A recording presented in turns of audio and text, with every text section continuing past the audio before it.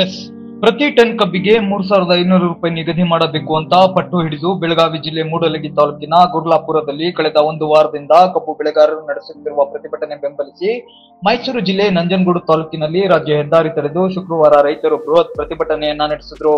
ಕರ್ನಾಟಕ ರಾಜ್ಯ ರೈತ ಸಂಘ ತಾಲೂಕು ಅಧ್ಯಕ್ಷ ಸತೀಶ್ ರಾವ್ ನೇತೃತ್ವದಲ್ಲಿ ಕಲ್ಲಹಳ್ಳಿ ಕೈಗಾರಿಕಾ ವಲಯದ ಬಳಿ ಜಮಾಯಿಸಿದ್ದ ರೈತರುಗಳು ಹಲವು ಗಂಟೆಗಳ ಕಾಲ ರಸ್ತೆ ತಡೆದು ವಿವಿಧ ಘೋಷಣೆಗಳನ್ನ ಕೂಗುವ ಮೂಲಕ ಭಾರಿ ಆಕ್ರೋಶವನ್ನ ಹೊರಹಾಕಿದ್ರು. ಪ್ರತಿ ಟನ್ ಕಬ್ಬಿಗೆ 3,500 ರೂಪಾಯಿ ನಿಗದಿಪಡಿಸಿ ಆದೇಶ ಹೊರಡಿಸಬೇಕು. ಕಬ್ಬಿನ ತೆರಿಗೆ ಹಣದಲ್ಲಿ ರೈತರಿಗೆ 1,000 ರೂಪಾಯಿ ನೀಡಬೇಕು. ಕಬ್ಬಿನ ತೂಕದಲ್ಲಿ ಮೋಸ ಮಾಡುತ್ತಿರುವುದು ಬಂದ್ ಆಗಬೇಕು. ಸರ್ಕಾರವೇ ಸಕ್ಕರೆ ಕಾರ್ಖಾನೆ ಬಳಿ ತೂಕದ ಮಿಷಿನ್ ಇಡಬೇಕು. ತೂಕ ಸೇರಿ ಪ್ರತಿಯೊಂದು ಮಾಹಿತಿ ಡಿಜಿಟಲೀಕರಣ ಮಾಡಬೇಕು. ಸಕ್ಕರೆ ಆಯುಕ್ತರ ಕಚೇರಿಗೆ 100 ಸಿಬ್ಬಂದಿ ನೇಮಕ ಮಾಡಬೇಕು. ನಂಜನಗೂಡು ಭಾಗದಲ್ಲಿ ಕಾಡು ಪ್ರಾಣಿಗಳಿಂದ ಹೆಚ್ಚಾಗುತ್ತಿರುವ ರೈತರ ಮಾರಣಹೋಮ ತಪ್ಪಿಸುವುದು ಸೇರಿ ವಿವಿಧ ಬೇಡಿಕೆಗಳ ಈಡೇರಿಕೆಗಾಗಿ ಬೃಹತ್ ಪ್ರತಿಭಟನೆಯನ್ನ ನಡೆಸಿದ್ರು.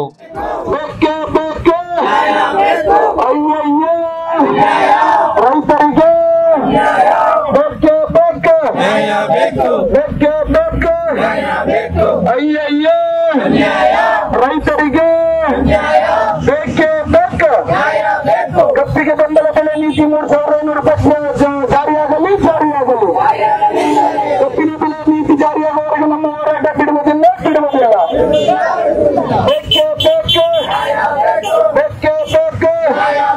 ಕಾರಂಜಿನ ಭಾಗದಲ್ಲಿ ರೈತರನ್ನು ರಕ್ಷಣೆ ಮಾಡಲಾಗದಂತ ಅರಣ್ಯ ಮಂತ್ರಿಗಳಿಗೆ ಧಿಕ್ಕಾರ. ಬೇಕೇ ಬೇಕು. ಕಾರಂಜಿನ ಗ್ರಾಮಗಳಲ್ಲಿ ಈ ವೇಳೆ ಕರ್ನಾಟಕ ರಾಜ್ಯ ರೈತ ಸಂಘ ತಾಲೂಕು ಅಧ್ಯಕ್ಷ ಸತೀಶ್ ರಾವ್ ಮಾತನಾಡಿ, ಬೆಳಗಾವಿ ಜಿಲ್ಲೆಯ ಅಥಣಿ, ರಾಯಬಾಗ, ಚಿಕ್ಕೋಡಿ ಸೇರಿದಂತೆ ಹಲವು ಭಾಗಗಳಲ್ಲಿ ಪ್ರತಿಭಟನೆ ತೀವ್ರಗೊಂಡಿದೆ. ರೈತರುಗಳು ಪ್ರತಿ ಟನ್ ಕಬ್ಬಿಗೆ 3,500 ರೂಪಾಯಿ ನಿಗದಿಯಾಗುವವರೆಗೂ ಪ್ರತಿಭಟನೆಯನ್ನ ಹಿಂಪಡೆಯಲ್ಲ. 8 ದಿನದಿಂದ ಪ್ರತಿಭಟನೆ ನಡೀತಾ ಇದ್ರು. ಸರ್ಕಾರ ರೈತರ ಬೇಡಿಕೆ ಈಡೇರಿಸಲು ಮುಂದಾಗಿಲ್ಲ. ಮುಖ್ಯಮಂತ್ರಿಗಳು ಮತ್ತು ಸಚಿವರು ಚರ್ಚೆಗೆ ಬರುವಂತೆ ಆಹ್ವಾನಿಸಿದ್ದಾರೆ. ಆದರೆ ರೈತ ನಾಯಕರುಗಳು ಈ ಸಭೆಗೆ ಹೋಗಿಲ್ಲ. ಕೇವಲ ಸಭೆ ಮಾಡಿ ಮನವೊಲಿಸುವ ಕಾರ್ಯ ಆಗುತ್ತೆ ಹೊರತು ರೈತರ ಸಮಸ್ಯೆ ಪರಿಹಾರ ಆಗಲ್ಲ. ಹೀಗಾಗಿ ಬೆಳಗಾವಿ ಹೋರಾಟ ಬೆಂಬಲಿಸಿ ನಂಜನಗೂಡಿನಲ್ಲಿ ರಾಜ್ಯ ರೈತ ಸಂಘ ಹಾಗೂ ಹಸಿರು ಸೇನೆ ವತಿಯಿಂದ ತಾಲೂಕಿನ ರೈತರು ರಸ್ತೆ ತಡೆದು ಪ್ರತಿಭಟನೆ ನಡೆಸಿದ್ದೇವೆ.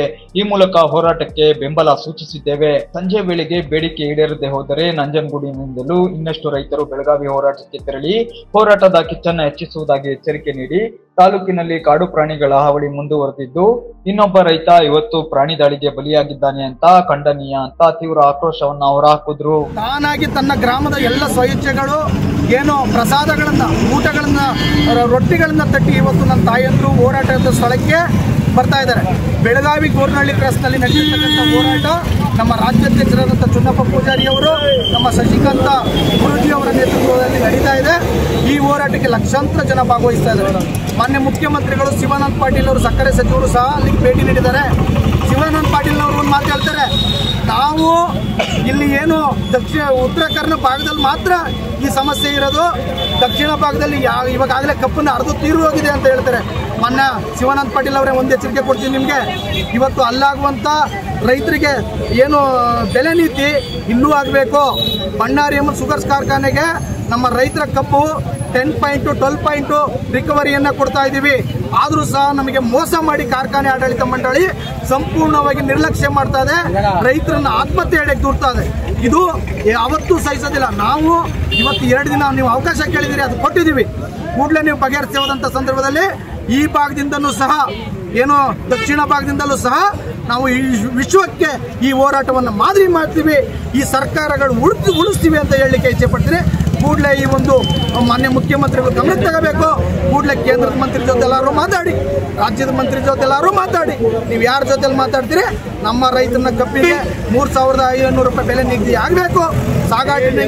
ಸಾಗಾಟನೆ ಕಾರ್ಖಾನೆಯವರೇ ಭರಿಸಬೇಕು, ಮತ್ತು ಕಟಾವು ಕೂಲಿ ಸಾಗಾಟನೆಯವರೇ ಭರಿಸಬೇಕು.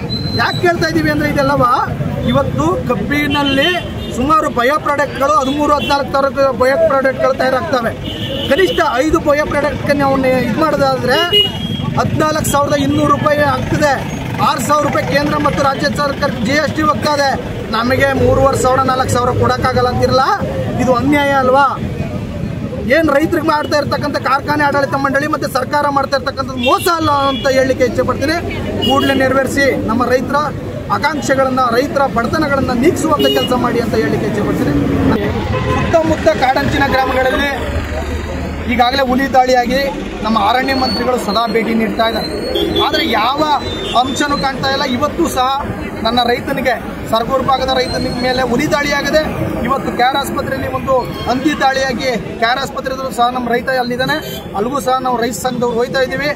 ಕೂಡಲೇ ನಮ್ಮ ರೈತರಿಗೇನು ಇದಾಗಿದೆ, ಹಂದಿ ದಾಳಿ, ಪ್ರಾಣಿ ದಾಳಿಯಿಂದ ಹಲ್ಲೆ ಆಗಿದೆ, ಅವರಿಗೆ ಕೂಡಲೇ ಪರಿಹಾರ ದೊರಕಿಸುವಂಥ ಕೆಲಸ ಮಾಡಬೇಕು.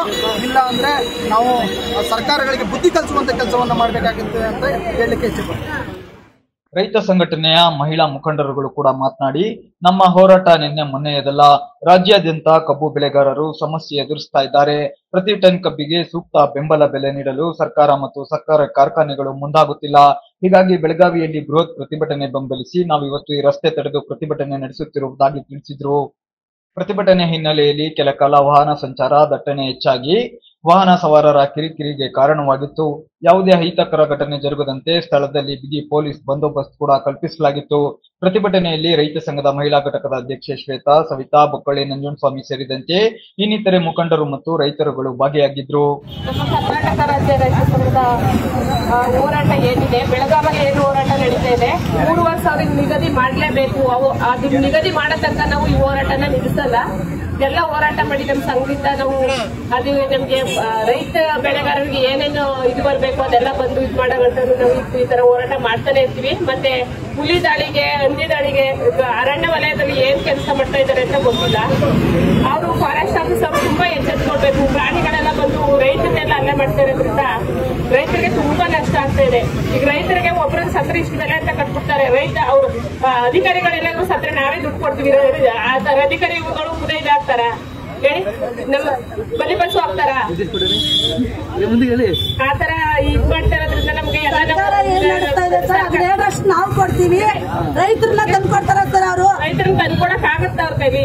ಈಗ ಎಷ್ಟೊಂದ್ ದಾಳಿಗಳಾಗಿವೆ, ಎಷ್ಟೊಂದ್ ಜನ ಸತ್ತೋಗಿದ್ದಾರೆ. ಅವ್ರಿಗೆಲ್ಲ ಈ ತರ ಬೆಲೆ ಕೊಡ್ತೀವಿ, ಅದ್ ಕೊಡ್ತೀವಿ, ಇದ್ ಕೊಡ್ತೀವಿ ಅಂತ ಮೋಸ ಮಾಡ್ತಾರೋ ಆಡಳಿತ ಅಧಿಕಾರಿಗಳಿದ್ದಾರೆ. 2 ಕೋಟಿ ಕೊಡ್ತೀವಿ, ಅಧಿಕಾರಿಗಳು ಸಾಯ್ಬೇಕು. ಮತ್ತೆ ರಾಜ್ಯ ಸರ್ಕಾರದಿಂದ ಕೇಂದ್ರ ಸರ್ಕಾರ ಕೇಳ್ತಾ ಇದೆ, ಕೇಂದ್ರ ಸರ್ಕಾರದಿಂದ ರಾಜ್ಯ ಸರ್ಕಾರ ಕೇಳ್ತಾ ಇದೆ. ಇಲ್ಲಿ ಯಾರು ಸರ್ಕಾರ ನಡೆಸ್ತಾ ಇದಾರೆ ಅಂತ ನಮ್ಗೆ ಡೌಟ್ ಬಂದಿದೆ. ಅದಕ್ಕೋಸ್ಕರ ನಮ್ಮ ಹೋರಾಟ ಯಾವಾಗ್ಲೂ ನಿರಂತರವಾಗಿರುತ್ತೆ. ಈ ಹೋರಾಟನ ಮಾಡ್ತೀವಿ. ನಮ್ಮ ಹೋರಾಟಕ್ಕೆ ಯಶಸ್ಸು ಕೊಡಕ್ಕೆ ನಮ್ಮ ರೈತರು ಇದಾರೆ, ನಮ್ಗೆ ಬೆಂಬಲ ನಾವು ಮಾಡೇ ಮಾಡ್ತೀವಿ. ಸವಿತಾ ಅಂತ ನಾವು ರೈತ ಸಂಘ ಹಲ್ಲೆದಿಂದ